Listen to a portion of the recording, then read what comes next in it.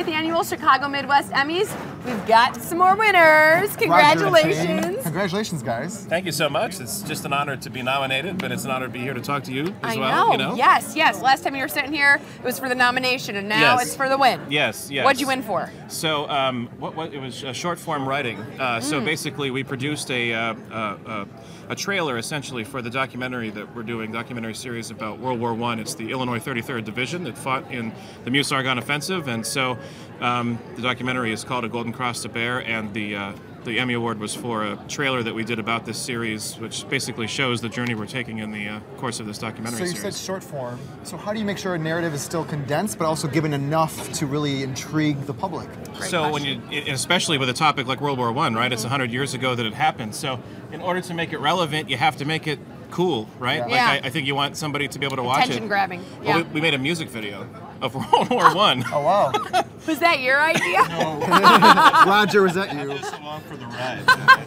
It's actually, so I want to make sure that I explain how this all kind of works out. It's Roger's grandfather that we are profiling in the documentary series. His grandfather fought in the Meuse-Argonne Offensive and was severely gassed during the battle and managed to survive it.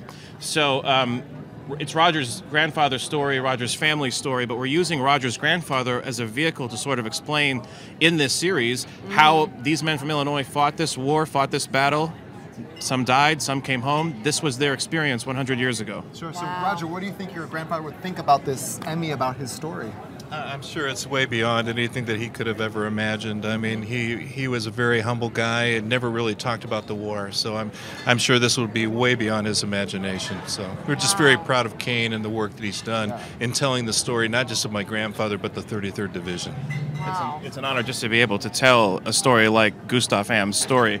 You know, I mean, this was somebody who was probably suffering from severe post-traumatic stress disorder after he had suffered this horrible gas attack. He spent 3 months recovering in a hospital in France. He came home. He never spoke about this at all. So really, you also have to imagine, not only are we creating a short form, commercial, we had to create a 5-part documentary series of 5 30-minute episodes of a man who never told his story. We only have 3 photographs about, and there's no written record about what he experienced. All of it is more or less like this who do you think you are journey of discovery to sort of understand what he did and how he fought the war. Wow. Well, congratulations, and thank you for so joining much. us. Yes. Thank you. And stay tuned. There's more to come here at the 60th Annual Chicago Midwest Emmys.